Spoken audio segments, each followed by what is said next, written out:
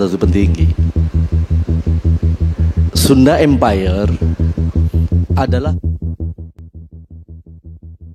di balik tawa dan meme terselip teka-teki yang belum pernah terpecahkan.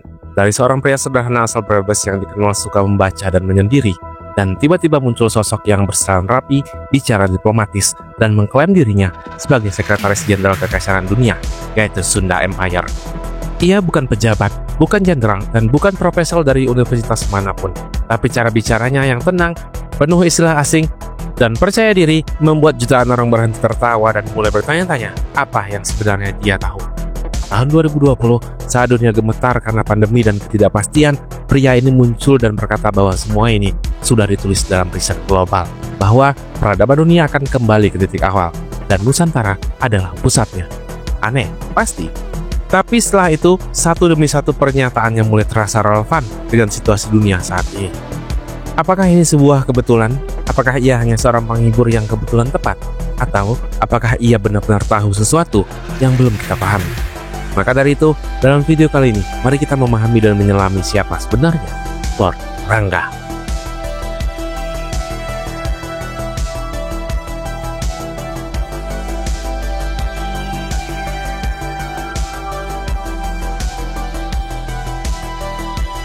Sebelum ia dikenal dengan gelar Lord, ia hanyalah pria bernama Edi Raharjo, lahir di sebuah desa yang sederhana di Brebes, Jawa Tengah pada 12 September 1967. Tidak ada catatan resmi yang rinci mengenai masa kecilnya. Nama Edi Raharjo tidak muncul di buku sejarah sekolah, tidak tercatat dalam daftar alumni tokoh nasional, dan tak pernah terdengar dalam panggung elit sosial politik sebelum tahun 2020. Tapi justru dari ketidakjelasan itulah, sosok ini membentuk karakternya seolah-olah ia adalah potongan teka-teki dari dunia yang tak semua orang bisa melihatnya. Bang Karni dan semuanya, salam semua sejahtera. Petinggi itu kan Edi tumbuh di lingkungan yang bersahaja, jauh dari sorotan media. Ia bukan anak bangsawan atau lulusan perguruan tinggi luar negeri. Namun sejak muda, Edi disebut-sebut sudah menunjukkan cara berpikir yang tidak biasa. Ia gemar membaca, banyak berbicara tentang tatanan dunia, dan sering menyampaikan pandangan besar dengan gaya yang terstruktur. Sebelum dunia mengenalnya sebagai sosok flamboyan yang menyebut dirinya Sekjen Sunda Empire, Rangga Sasana hanyalah seorang pria biasa dari Brebes. Tidak ada jejak yang mencolok dalam dunia akademik tinggi, militer, atau pemerintah formal. Yang tercatat hanyalah bahwa ia merupakan lulusan sekolah pertanian, sebuah latar belakang yang sederhana, bahkan terkesan biasa saja. Usai masa remajanya, Edi Raharjo menghilang dari desa. Tidak banyak yang tahu kemana ia pergi atau apa yang ia lakukan selama bertahun-tahun. Tak ada berita tentang studi lanjut atau pelatihan militer. Tapi ketika ia kembali ke Brebes, ia bukan lagi Edi Raharjo biasa. Ia datang dengan penampilan yang berbeda, mengenakan pakaian yang menyerupai seragam militer, berbicara dengan istilah-istilah global, dan menyebut dirinya memiliki gelar profesor. Gaya bicaranya pun berubah total, terkesan diplomatis, penuh istilah geopolitik, dan selalu membawa nada bahwa ia tahu sesuatu yang tidak diketahui orang kebanyakan. Aura yang dibawanya mengandung semacam rahasia yang besar yang menjadikannya mulai menarik perhatian, dan tidak sedikit orang yang mulai bertanya-tanya, siapa sebenarnya pria ini? wafat, Lord menyampaikan atas salam. Semoga diampuni. Langkah konkret pertamanya menuju ruang publik bukanlah lewat teori konspirasi atau klaim kekaisaran, melainkan melalui Dewan Bawang Merah. Rangga sempat terlibat dalam organisasi yang bergerak di bidang pertanian, sebuah posisi yang agaknya selaras dengan latar belakang sekolahnya. Namun, disinilah titik belok itu muncul. Ia tampil di layar kaca dalam acara-acara yang membahas ketahanan pangan, harga komoditas, dan distribusi pertanian. Salah satu momen penting terjadi ketika ia muncul di TVRI sebagai narasumber, dan dari sini, bibit eksistensinya di dunia media mulai tumbuh. Gaya bicara yang unik, sikapnya yang percaya diri, serta penggunaan istilah teknis yang diplomatik menjadikannya figur yang sulit untuk dilupakan. Memenuhi kebutuhan dunia. 70% memenuhi kebutuhan dunia adalah Indonesia. Dalam berbagai wawancara yang muncul belakangan, Rangga menyebut bahwa dirinya memiliki akses ke banyak lembaga penting di dunia. Ia berbicara tentang struktur pemerintahan dunia, organisasi internasional, hingga skema keuangan global, seolah ia adalah bagian dari sistem itu. Tak jarang, ia menyebut istilah-istilah asing dengan fasih, meski terkadang membingungkan pendengarnya. Meskipun tidak ada bukti yang dapat diverifikasi mengenai latar pendidikan ataupun jabatan formalnya, gaya bicara Rangga selalu tampil seperti seorang yang paham urusan negara. Nada suaranya tegas, Cara menyusun kalimatnya rapi dan selalu membawa kesan seperti sedang membocorkan sesuatu yang besar. Dalam setiap munculannya, seolah-olah ia tidak sedang bercerita, tapi ia sedang memberitahu. Satu hal yang membuat banyak orang tertegun adalah cara ia menempatkan dirinya dalam peran besar dunia. Ia tak sekadar berbicara soal teori, ia menampilkan diri seperti tokoh utama dari sebuah sistem internasional yang tidak tercatat dalam sejarah formal. Dalam pidatonya, ia menyebut bahwa dunia ini sebenarnya memiliki struktur kekuasaan yang tersembunyi, dan dirinya adalah salah satu pemegang kuncinya. Meski terdengar luar biasa, ia menyampaikan semua itu tanpa nada yang menggurui. Ia hanya mengajak orang untuk berpikir, membuka imajinasi, dan melihat dunia dari sudut pandang yang berbeda. Ia tidak pernah memaksa orang untuk percaya, justru sering berkata, kalau tidak percaya tidak masalah, tapi waktu yang akan membuktikan. Gaya komunikasi seperti itu bukanlah hal umum di tengah masyarakat, tapi justru karena itu ia menjadi menarik. Ia tampil seperti kombinasi antara pemimpin spiritual, diplomat global, dan filsuf kontemporer. Orang-orang tidak tahu apakah harus tertawa, kagum, atau curiga. Namun satu hal yang pasti, banyak dari mereka yang mulai mendengarkan. Kehadirannya bukan hanya menciptakan kekagetan, tapi juga rasa penasaran. Siapa sebenarnya Rangga Sasana? Dari mana datangnya keyakinan yang sebesar itu? Dan apa yang membuatnya percaya bahwa ia memiliki peran penting dalam tatanan dunia? Kita lihat Charles III ya, ada fase itu.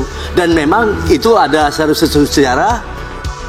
Beberapa orang mulai menilai bahwa kepercayaan diri Rangga mungkin lahir dari kombinasi pengalaman hidup, keingintahuan yang tinggi, dan interaksi yang sangat luas.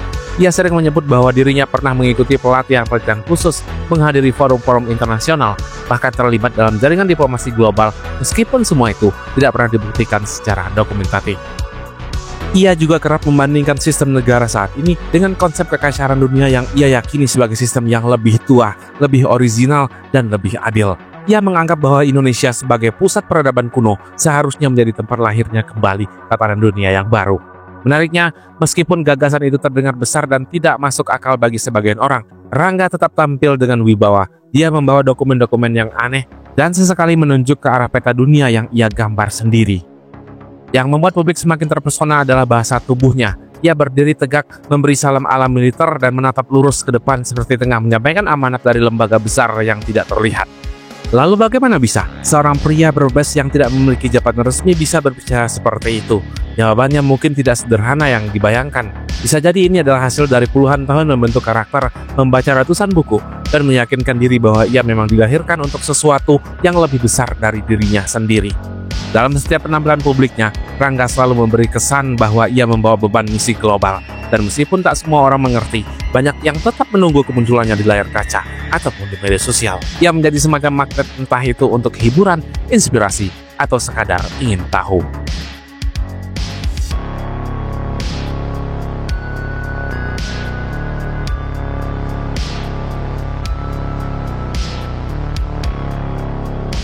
Ketika video pertama Sunda Empire muncul di dunia maya pada awal 2020, banyak yang menganggapnya sebagai hiburan. Seorang pria berjas lengkap dengan logo misterius di dadanya berbicara layaknya diplomat dunia, menyebut bahwa PBB, NATO, hingga Bank Dunia berada di bawah kendali sebuah kekaisaran yang berbasis di Nusantara. Di antara keramaian lini masa yang dipenuhi perdebatan politik dan kabar global yang tak kunjung reda, kemunculan pria bernama Rangga ini terasa seperti angin segar yang entah dalam bentuk tawa, satir, atau rasa penasaran yang tak bisa dijelaskan. Banyak yang tertawa, tak sedikit pula yang memandangnya dengan bingung.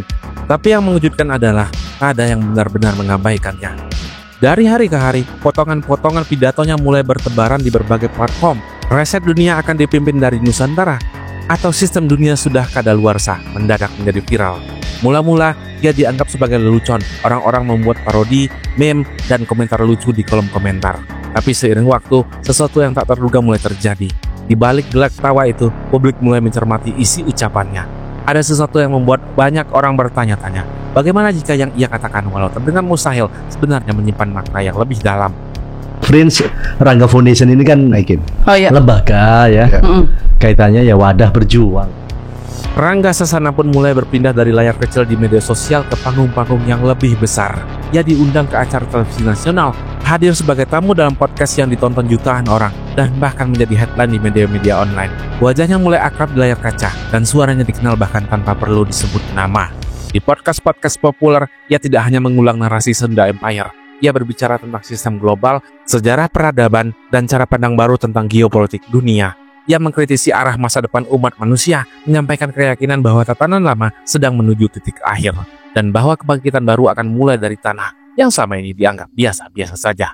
WHO di Bandung. Wah, Human Organization. Kok wah? Para pembawa acara pun bingung. Di satu sisi, pernyataan Rangga terdengar tidak lazim, tapi di sisi lain, ia menyampaikan seperti seorang yang memang tahu apa yang ia sedang bicarakan. Tak ada nada bercanda, tak ada kesan mengada-ada, yang ada hanyalah ekspresi yang datar, kalimat-kalimat yang rapi, dan kepercayaan yang penuh pada setiap kata yang keluar dari mulutnya. Dan memang, dari waktu ke waktu banyak yang mulai memperhatikannya bukan hanya sebagai bahan hiburan, tetapi sebagai dari sesuatu yang lebih besar, yakni kebutuhan masyarakat akan sosok yang bisa memunculkan pandangan alternatif di tengah keraguan terhadap narasi umum. Lalu, siapa yang menyukai Rangga? Bukan hanya pengguna media sosial biasa, banyak orang dari berbagai latar belakang mahasiswa, pengusaha, guru, hingga tokoh masyarakat mengaku terhibur, terinspirasi, bahkan ikut mempertimbangkan gagasan-gagasannya. Saat sekarang lo juga kan sudah mendeklarasikan kan bahwa berlakunya the word revolusi system. Sebagian mungkin tidak percaya sepenuhnya, tapi mereka menikmati cara ia mematahkan kebiasaan berpikir linear. Ia menawarkan pandangan yang di luar pakem, tapi bukan dengan emosi, melainkan dengan gaya diplomatik yang seolah sudah terbiasa berada di ruang negosiasi internasional. Meme-meme tentang dirinya pun berubah arah, dari sekadar candaan menjadi bentuk penghormatan yang unik. Wajahnya diedit di tengah pertemuan G20, pendiri di belakang podium PBB, bahkan disandingkan dengan tokoh-tokoh besar dunia. Ia menjadi contoh budaya baru, karena keunikan pikiran dan keteguhannya dalam mempertahankan keyakinannya. Di era ketika kepercayaan publik terhadap institusi sedang goyah, Rangga muncul sebagai sesuatu yang tak bisa diukur dengan logika biasa. Dan yang paling menarik dari semua ini adalah Rangga tidak pernah berubah di tengah kepopulerannya. Ia tidak menjadi selebritas yang mengejar pujian. Ia tetap tampil dengan jasnya, tetap membawa dokumen-dokumen penuh cap dengan logo misterius, dan tetap berbicara dengan bahasa yang seolah berasal dari protokol istana internasional. Dari Elizabeth I-nya ke sana itu adalah keturunan dari darah Banten. Bukan ketawanya. Ia tidak membalas komentar negatif dengan emosi. Ia tidak pernah memperdebatkan pendapat orang. Ia hanya terus berjalan dari panggung ke panggung lain, dari satu forum ke forum berikutnya, dengan pesan yang konsisten bahwa dunia ini lebih luas daripada yang diajarkan, dan bahwa Nusantara menyimpan peran besar dalam perjalanan umat manusia. Dan sampai detik ini, banyak yang mulai menyadari mungkin memang tidak semua yang dikatakan Rangga bisa dibuktikan hari ini. Tapi bukan berarti ia salah. Bisa jadi ia hanya sedang berbicara tentang masa depan dan bukan masa kini. Dan disitulah letak pesonanya. Dan kini ia telah menjadi ikon bukan karena semua orang percaya padanya, tapi karena ia berhasil membuat semua orang mendengarkannya.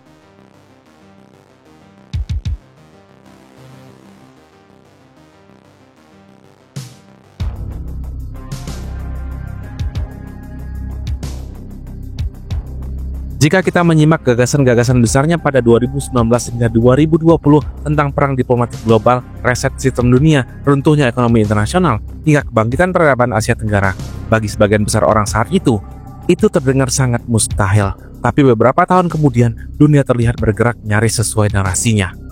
Sebelum pandemi COVID-19 benar-benar mengguncang dunia, Rangga sudah sering berbicara tentang apa yang ia sebut sebagai perang dunia diplomatik dan kejatuhan tatanan global saat ini. Ia menyebut bahwa sistem ekonomi politik lama tidak akan bertahan dan akan ada masa reset global di mana semua tatanan akan dibangun kembali dengan prinsip keadilan yang universal. Dan ketika pandemi benar-benar tiba, lockdown massal, kekacauan sistem kesehatan, gangguan supply chain, dan kegelisahan sosial nyata terjadi. Banyak yang kemudian merasa pernyataan Rangga itu bukan isapan jempol belaka, yang terdengar seperti teori konspiratif ternyata terjadi hampir persis seperti apa yang ia prediksikan. Selanjutnya, Rangga berbicara soal perang ekonomi tentang kejatuhan sistem keuangan global, inflasi, krisis pangan, dan komoditas. Ia menggambarkan bagaimana sistem kapitalis dunia akan runtuh dan hilang daya kendalinya.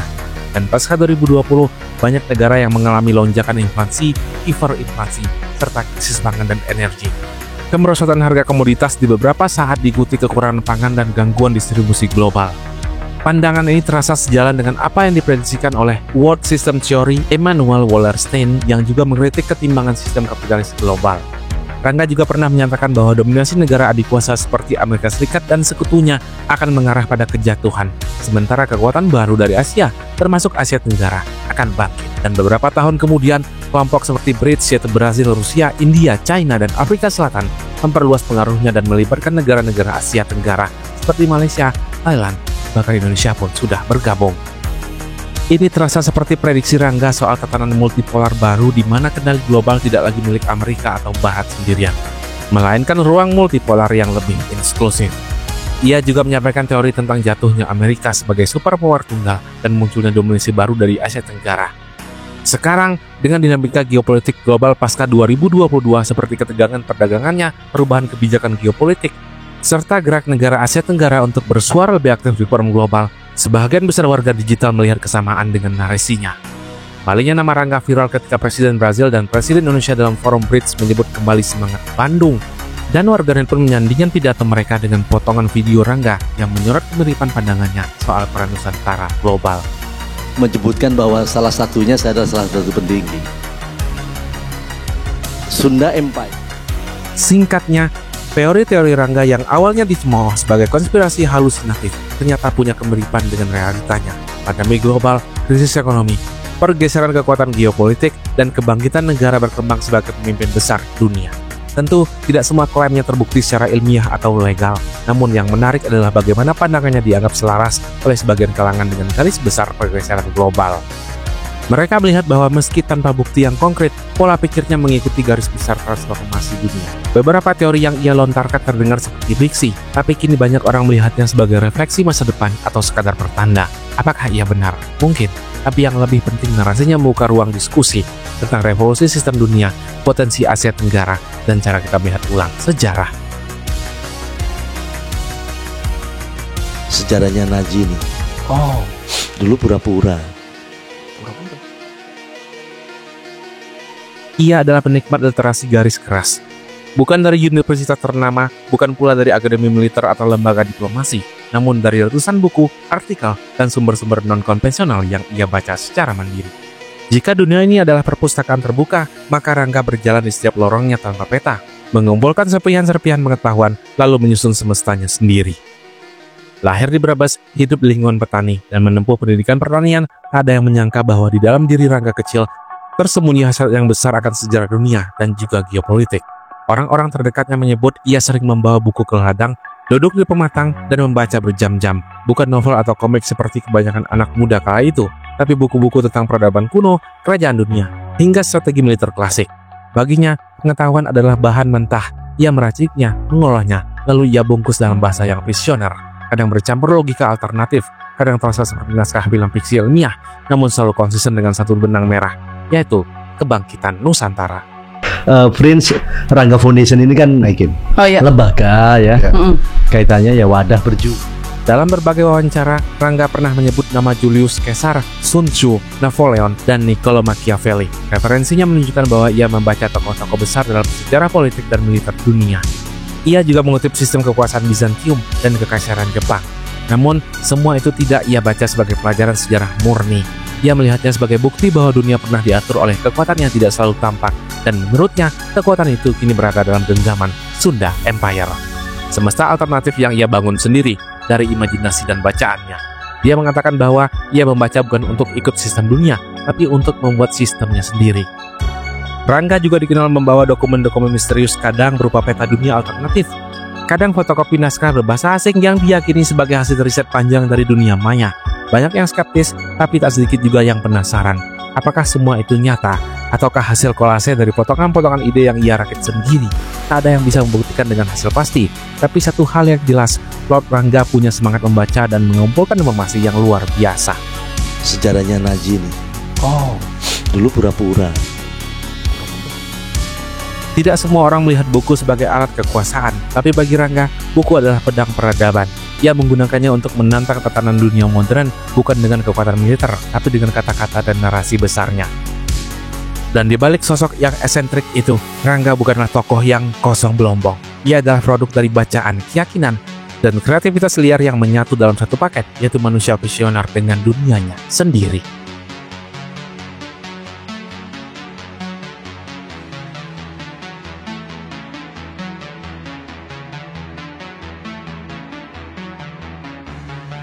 Ia mengutip dari Treaty of Versailles, membicarakan tentang Charter PBB, hingga menyinggung kesepakatan-kesepakatan internasional yang kebanyakan orang tak tahu atau tak pernah dengar sekalipun. Narasinya dibungkus dengan ide tentang dunia yang sedang dalam kendali resep besar, Dalam logikanya, krisis global adalah momentum dunia sedang memutar ulang roda sejarah. Dan Nusantara, tempat Sunda Empire berdiri, akan kembali memegang kendali pusat. Dalam setiap penjelasannya, Lord Rangga kerap menyampaikan bahwa dunia modern ini adalah hasil pengkhianatan sejarah. Bahwa sebelum ada Eropa, sebelum dunia mengenal kekaisaran Romawi atau kolonialisme Barat, pusat peradaban telah ada di tanah Sunda. Filosofi Sunda Empire bukan semata tentang dominasi, ia berangkat dari keyakinan bahwa peradaban Nusantara adalah induk dari peradaban global. Dalam berbagai wawancara, Lord Rangga menyebutkan bahwa Sunda berasal dari kata Suda atau Sudah dalam bahasa Sanskerta yang berarti suci atau terang. Bahwa kerajaan Sunda kuno yang disebutnya sebagai Sunda Atlantis merupakan bentuk awal dari tatanan dunia sebelum dibajak oleh kekuatan kolonial. Dan menurut narasi ini, masa lalu tidak seperti yang diajarkan di buku sejarah modern. Lord Rangga meyakini bahwa dokumen dan arsip penting telah disembunyikan oleh elit-elit global, dan bahwa Sunda Empire adalah penjaga kebenaran sejarah yang terlupakan. Salah satu bagian dari filosofi Sunda Empire yang paling menarik adalah soal waktu. Lord Rangga mengatakan bahwa waktu dunia ini dikendalikan oleh kalender Sunda. Terlepas dari keabsahan klaim itu, yang membuat orang mulai berpikir ulang adalah saat dunia benar-benar memasuki masa pandemi. Waktu seolah berhenti, negara-negara menutupi diri, sistem ekonomi rontok, dan diplomasi dunia kacau balau. Disinilah sebagian orang mulai menggaitkan kata-kata Rangga dengan kenyataan yang sedang terjadi. Begitu pula soal aset dunia, Lord Rangga menyebut bahwa kekayaan bumi, baik berupa emas maupun aset digital, dikendalikan oleh sistem global lama yang sebenarnya disimpan di Indonesia dan dikelola oleh lembaga-lembaga yang hanya dikenal oleh mereka yang tahu. Dan teori ini mirip dengan narasi populer, yaitu One World Government atau Deep State, namun dengan tweets lokal, yaitu kekuasaan global yang sebenarnya terpangkal dari tanah Jawa Barat, bukan Washington atau London. Menurut filosofi Sunda Empire, dunia saat ini tidak lagi bergerak dengan satu kutub kekuasaan. Rangga menyebut akan ada three axis world order atau tatanan dunia tiga kutub yang salah satunya adalah Asia Tenggara dan tepatnya adalah Indonesia. Dalam narasinya, Amerika akan kehilangan dominasinya dan negara-negara seperti Indonesia, Brasil, dan India akan menjadi pusat keseimbangan baru.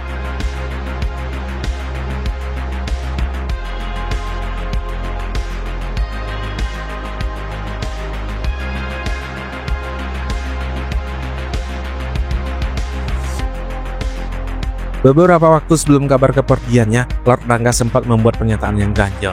Dalam sebuah siaran yang kurang viral, namun terekam oleh segelintir pengikut setianya, ia mengatakan, "Tunggulah saat orbit dunia berbalik. Ketika itu terjadi, tidak semua yang tampak akan tetap ada di tempatnya." Sebagian menganggap ini adalah metafora, sebagian lagi menganggap itu adalah kode, apalagi setelah beberapa waktu sebelumnya. Ia menyebut soal tahapan misi, pengamanan protokol peradaban, hingga penjagaan akses langit selatan. Dan sekarang, justru ia menghilang di saat dunia sedang benar-benar berubah. Konflik Timur Tengah, dedolarisasi, BRICS menguat, dan wacana tatanan global baru mengemuka. Apakah ia benar-benar tiada, atau justru sedang dipanggil kembali ke pusat kendali yang selama ini tak pernah kita pahami? Kabar kepergiannya datang dari rumah sakit. Tidak ada pernyataan resmi dari keluarga Kekaisaran Sunda Empire, tidak ada pengumuman protokoler, bahkan komunitas-komunitas kecil pengikutnya pun mengaku baru tahu dari media. Tidak ada tanda-tanda sakit berat, tidak ada rekaman publik dirinya terlihat lemah. Terakhir terlihat, ia sempat menyapa pengikutnya dengan senyum dan gaya, dan kini itu sunyi. Saya dipinang rakyat ya, netizen itu jutaan itu kan. Lo harus maju kepada... Beberapa teori kemudian menyebar di kalangan komunitas kecil yang masih percaya akan proyek Langit Nusantara, teori reklamasi jiwa. Mereka percaya bahwa Lord Rangga telah menyelesaikan tugasnya di dimensi ini dan sedang menjalani perpindahan misi. Dalam istilah mereka, reclaim orbital, teori pengamanan diplomatik. Sebagian mengatakan ia harus disingkirkan dengan halus karena terlalu banyak menyebut peta peradaban yang tak boleh dibuka sebelum waktunya. Atau mungkin terlalu banyak frekuensi yang bocor yang tertangkap radar global. Sebagian publik percaya Lord Rangga hanya dilenyapkan dari panggung, bukan hilang, tapi diposisikan ulang karena pengaruhnya sudah terlalu besar dan terlalu sulit untuk dikendalikan.